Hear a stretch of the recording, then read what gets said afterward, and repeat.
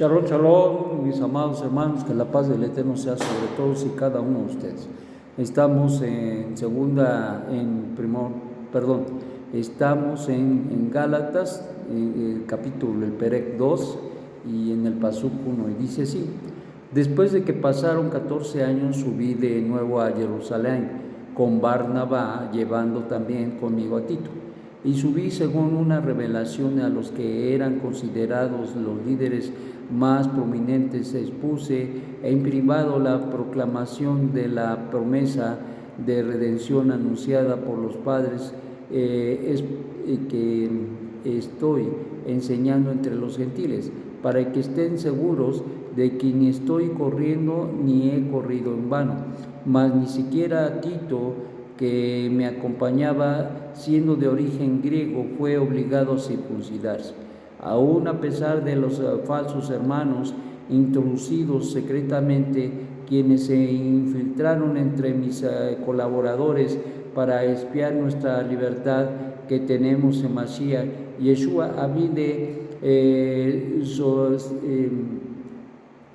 someternos a la esclavitud del legalismo, a los cuales ni por una hora nos sujetamos, para que la verdad de la promesa de redención que predicamos a los gentiles permaneciera con nosotros. Pero de los que parecían tener un sólido liderazgo, lo que fueron antes en realidad no me preocupa, pues Adonai no hace acepción de personas. A mí en particular ellos no me añadieron ninguna nueva revelación que yo no tuviese. Al contrario, al darse perfecta cuenta de que me fue confiada la proclamación de la promesa de la redención a la incircuncisión, como a Kefa a la circuncisión, porque el mismo que autorizó a Kefa para el oficio divino entre los judíos, me apartó a mí para el servicio de los gentiles. Bueno, Shaul hace un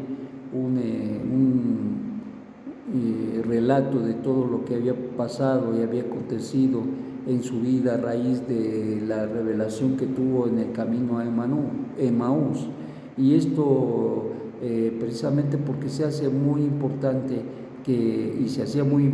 en su momento de poner muy claro el llamamiento que él tenía de parte del Eterno, y consecuentemente también la autoridad y que había recibido de parte del Eterno, quien es bendito, y consecuentemente las circunstancias que rodearon todas aquellas situaciones y circunstancias, cuando después de 14 años fue a Jerusalén, y fue cuando pudo convivir ahí con los líderes, en este caso Kefa, Jacob y todos aquellos apóstoles del Mashiach, y consecuentemente habla y dice que ninguna revelación le fue aportada de parte de ellos, y que las revelaciones que él tenía también eran las mismas revelaciones que tenían ellos. Entonces les deja muy claro en que ciertamente hay una cosa muy importante: la revelación que recibieron los Shalehim no era para unos una y no era para otros otra, sino la misma revelación era para todos. Y algo muy interesante que destaca el hecho de que Kefa, es decir, el mal conocido como Pedro, había sido llamado a un servicio muy especial a los judíos, así como dice Rab Shaul: a mí me fue dado el servicio hacia los gentiles, y consecuentemente esto hacía una diferencia hasta cierto punto, sí y no. No, porque la misma revelación para el judío es la misma revelación para el gentil, que el Eterno, quien es bendito, ha enviado su Mashiach, nacido de mujer, para que trajera la redención y el perdón de los pecados. Ese es uno, para los judíos. Y para los gentiles, pues que el mensaje tendría que ser que salieran de la idolatría para reconocer y conocer que el Eterno había provisto ya el medio para el perdón de todos los pecados de muerte, como en el caso también de los judíos. Entonces, ¿de qué estamos hablando? Para los judíos, pues no iban a cambiar de religión ni tampoco de Dios, sino simplemente afirmar y confirmar lo que el Eterno, quien es bendito, ha puesto ya delante de ellos, y en este caso la revelación del Mesías de Israel, Yeshua. Y en el caso de los gentiles, reconocer y entender que tienen que dejar la idolatría y creer en el uno y único Dios. Ese es el talón de Aquiles de los gentiles, porque ahí la mayoría tropieza, la mayoría no entiende, la mayoría entiende pero no acepta, porque están tan inducidos, tan metidos, tan involucrados en la idolatría, que para ellos dicen creer que solamente hay un Dios y que el Mesías no lo es. Esto es un problema grave y es negar a Yeshua. Equivocadamente, porque si fuera esto, te voy a decir, si fuera esto negar a Yeshua, entonces todos los discípulos de Yeshua lo hubieran negado. Todos, Kefa, Rab Shaul, incluyéndolo, Mateo, Judas, Tomás, todos lo hubieran negado, pero sin embargo no fue así. Incluso todos los discípulos que se dieron en el tiempo de cuando el maestro estaba ministrando y posterior a la resurrección de él y su ocultamiento, y que ahora se les dejaría a los discípulos de Yeshua esta gran labor, todos ellos pues hubieran negado a Yeshua.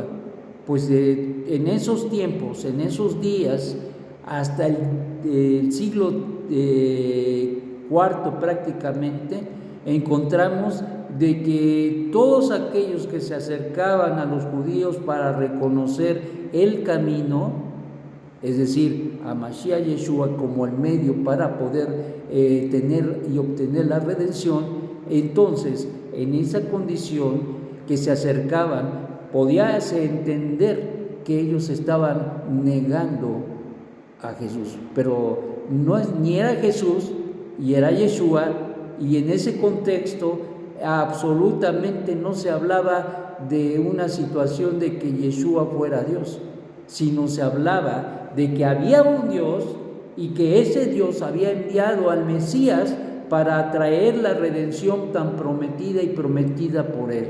Y esas son dos cosas muy diferentes. Entonces, ¿quién cambió la historia? O más bien, ¿quién cambió la teología? La Iglesia Católica.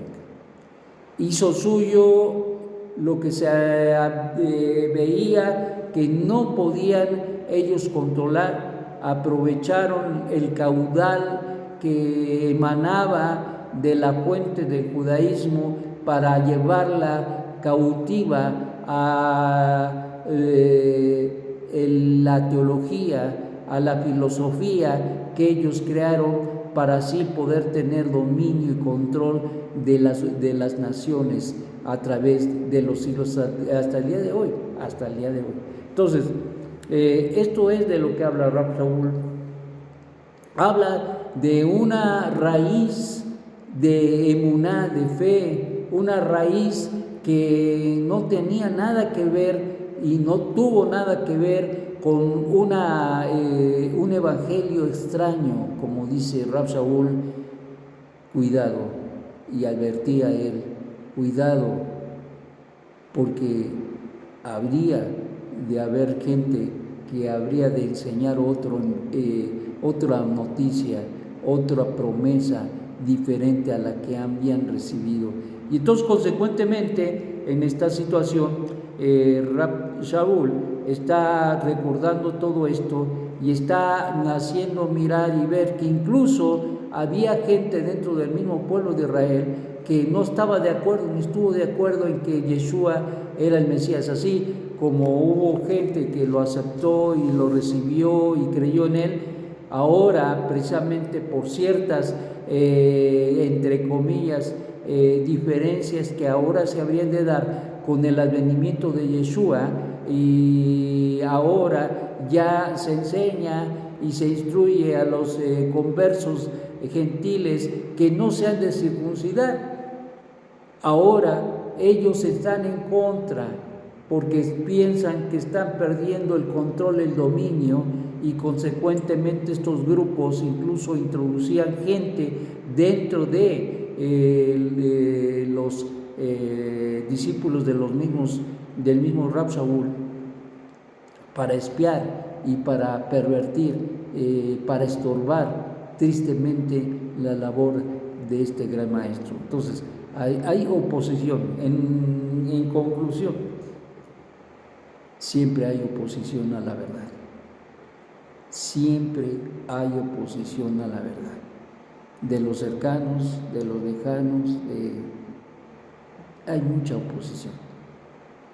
Y la realidad es que entre más te esfuerzas para poder proclamar la verdad de Dios, hay mucho empeño de la oscuridad que introduce mentiras y engaños y devastaciones en la vida y en el corazón de la gente, porque se busca con todo esto destruir, opacar la luz y la verdad del Dios uno y único de Israel. Al final del día, los escogidos serán llamados y mucha gente tomará otro camino, porque a través de los años hemos tenido la oportunidad de compartir con mucha gente, no se imaginan. Y de esa gente ha habido gente que aceptó, que creyó, pero hubo muchísima gente también que no aceptó, que no quiso, que prefirió su religión, que prefirió la mentira, que prefirió la oscuridad, porque es una decisión muy definida, muy puntual, la que se debe tomar.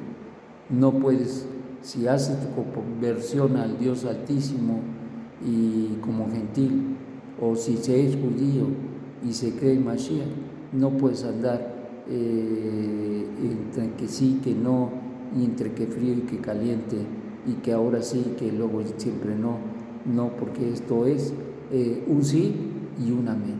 Entonces, esto causa muchas discrepancias y muchos problemas, porque, por ejemplo, en el caso de los gentiles, cuando llegan estas épocas en las cuales estamos viviendo, muchos son movidos precisamente por los familiares, por los amigos, y a poco tú ya no celebras, y que a poco ya no vamos a hacer el brindis del año, y que un sinfín de cosas, y las tradiciones, que si todavía tenías compadres allá en la religión popular, y que si arrollaron al muñeco, al pituche, ahora pues te reprochan de que por qué ahora ya no, y que tú eras el compadre, etcétera, etcétera. Entonces, son situaciones que se dan dentro de la misma familia, y que uno tiene que estar fuerte, muy fuerte, para decir no, muchas gracias, no puedo. Nosotros tenemos que tener mucha sabiduría para involucrarnos, y recuerden con mucha puntualidad que todas las costumbres de estos días son costumbres paganas,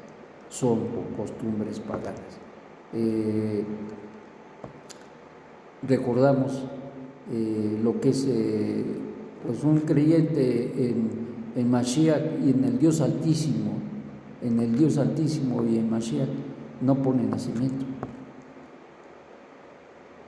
no celebra la Navidad, no se va a las posadas, no pone árbol, porque también eso es idolatría. Y recuerda e ilustra en su fondo situaciones de idolatría que al final del día tenían y tienen que ver, el árbol tiene que ver con el ocultismo.